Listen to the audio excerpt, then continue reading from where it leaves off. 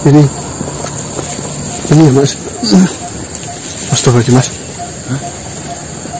Oh, sudah menunggu ya.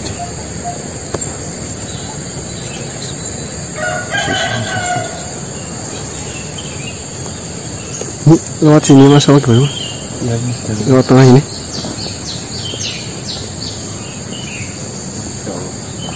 Subhanallah. Ini dilepas apa atas kakinya Mas? Dilepas. Dilepas.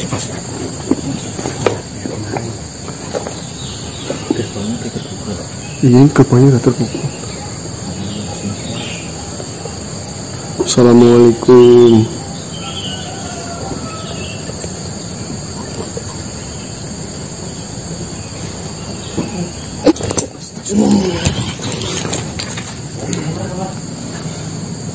Assalamualaikum.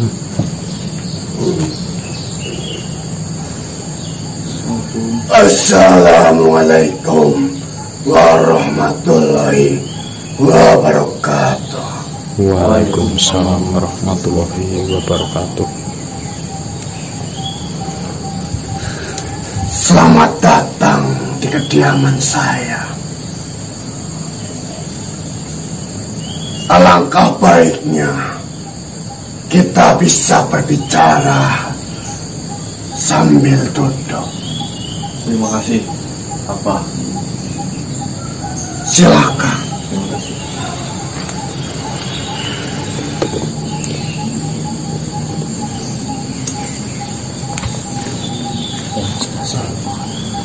Bagaimana perjalanan menuju ke tempat ini? Perjalanan yang begitu terkesan, Pak. Bahwasanya tadi di jalan sempat hampir putus asa. Akan tetapi justru jika saya mengutamakan keputusasaan itu, malah saya bisa digagal dengan itu. Sebenarnya perjalanan yang kau lalui itu adalah perjalanan yang begitu mudah. Akan tetapi di setiap hal yang kau temui, anggaplah itu pelajaran hidup untukmu. Terima kasih, Abah Tirakat Brojo. Ya, seperti yang kau kenal cucuku, nama saya adalah Tirakat Brojo, yang berarti tirakat adalah menjauhkan diri dari sifat nafsu duniawi. Dan Brojo adalah artinya istana kerajaan megah, simbol berkelimangan harta dan tahta. Julukan Abah Tirakat Brojo saya dapatkan dari saudagar dari timur yang pernah tinggal bersamaku. Beliau bernama Syekh Ishak Ibnu Al-Kidi.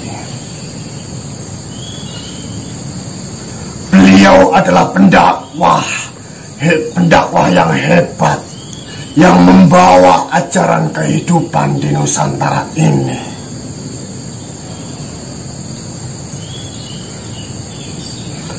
Apakah cucuku sudah bertemu dengan Kiai Ageng Mustoleh? Alhamdulillah, sudah. Tadi malam saya kepanggil dengan beliau. Kiai Ageng Mustoleh mengajarkan kita tentang pentingnya mencari harta untuk bekal dalam menjalani hidup dan menyempurnakan keimanan dan ketakwaan kita. Akan tetapi Kiai Ageng Mustoleh melarang kita untuk menjadi budak dari harta. Bukan begitu? Leres apa? Leres, benar. Tadi malam beliau mengucapkan sama persis seperti itu. Setelah cucuku mendapatkan pelajaran itu, yang apa harapkan, kejarlah duniamu untuk menyempurnakan menyempurnakan amal dan ibadahmu. Dan setelah cucuku mendapatkan itu semua, jangan sampai cucuku ini tersesat dan tenggelam dari sifat jeratan duniawi. Begitu. Amin, insya Allah. Asalkan cucuku tahu, mencintai dunia itu ada 3 malapetaka. Yang pertama, yaitu kekalutan pikiran. Mengapa kekalutan pikiran? Apakah cucuku mengetahuinya? Kekalutan, bingung, resah, gelisah dalam pikirannya. Ketika kita sudah terlanjur mencintai dunia, kekalutan pikiran yang terus-menerus timbul menyertai benak dalam diri kita. Contohnya, ada seorang yang mendapatkan harta banyak, pikirannya akan selalu saja pusing dan bimbang, karena selalu mencari cara bagaimana agar mereka dapat mempertahankan dan melipat gandakan harta itu, agar tidak pernah berkurang di bulan berikutnya. Jadi seperti itu ya. Setelah bulan berikutnya dia berhasil dan bahkan pendapatannya bisa meningkat, apakah manusia itu akan tenang? Tentunya tidak, cucuku. Dia akan selalu terkalut pikirannya dan mencari cara bagaimana agar dia mendapatkan harta itu lebih banyak lagi di bulan berikutnya. Dia tidak sadar bahwasannya manusia tidak diciptakan tenang menggunakan harta. Manusia akan selalu saja merasa cemas meskipun harta sudah berhasil dia kumpulkan sebanyak mungkin. Dan yang kedua, yaitu tenaga yang payah, kecapean dalam fisik yang terus-menerus tiada hentinya, pikiran yang terkuras, dan tenaga yang bekerja terus-menerus sampai dia lupa akan kesehatan tubuhnya. Kebanyakan orang kaya tidak pernah sempat untuk menikmati hasil kekayaannya, karena dia selalu saja dihantui ketidakrelaan akan hartanya habis. Yang ketiga, yaitu penyesalan yang tidak akan pernah terputus. Dia akan menderita lahir dan batin karena dia tidak sadar sudah menghabiskan masa hidupnya untuk mengejar duniawi saja. Dan tibalah waktunya manusia itu meninggal dunia. Harta yang belum sempat dia nikmati, pikiran yang masih terkalut dan belum bisa tenang, tenaga yang masih belum sempat untuk diistirahatkan, dia harus rela meninggalkan dengan terpaksanya karena jatah umur di dunia ini telah habis.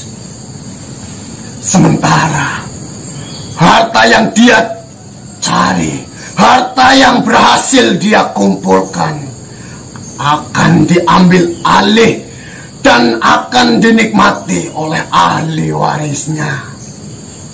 Sedangkan dia harus mempertanggungjawabkan di hadapan Tuhannya. Dan dia akan ditanyakan dari mana harta itu berasal, dan akan akan kemana harta itu akan dibelanjakan. Kerugian manusia itu bukan hanya di dunia saja, melainkan di akhirat pun dia akan menderita. Dari perjalanan dan dari pelajaran itu, kita semua bisa petik hikmahnya. Betapa pentingnya melakukan sebuah keseimbangan antara mencari harta dan beribadah kepadanya. Maksud dari namaku Tirakat Projo, yaitu ketika kita sudah berhasil mendapatkan harta yang kita mau, kita harus berani melakukan pertapaan di tengah-tengah gemerlapnya duniawi ini. Karena sebanyak apapun harta yang Cocoku punya, sebesar apapun kekuatan yang Cocoku miliki, jangan pernah menggunakan itu semua hanya untuk kepentingan duniawi saja. Pesan saya, menyingkirlah Cocoku dari gemerlapnya dunia ini yang hanya sementara dan fana. Terima kasih, Abah. Pelajaran yang amat dalam saya dapatkan di pagi hari ini. Terima kasih banyak. Terima kasih, Abah. Terima kasih, Abah. Mungkin setelah Cocoku menemui saya, Cocoku harus melanjutkan perjalanan pergi ke kediaman petilasan Abah Kiai Derajat Asor. Kiai Derajat Asor. Kiai Derajat Asor.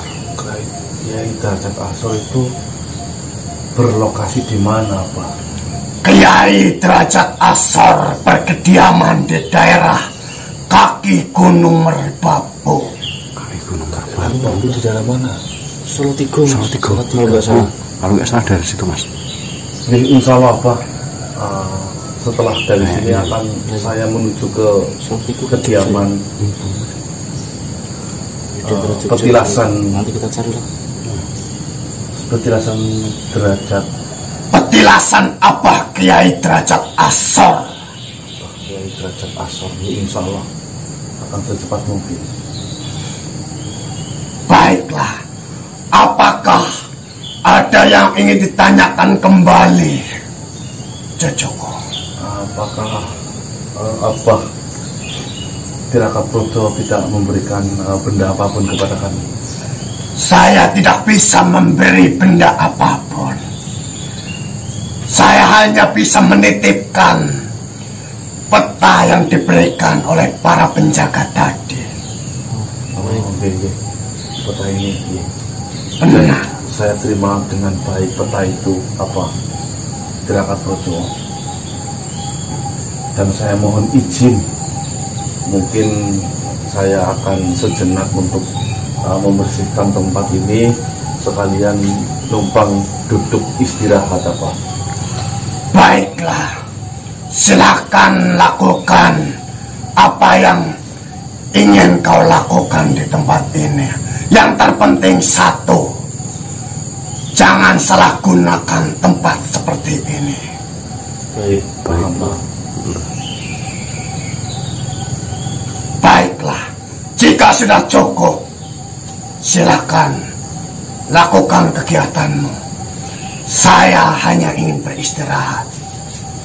Terima kasih, cucuku sudah berkenan hadir di kediamanku yang seperti ini. Kau lihat di sekeliling tempat ini,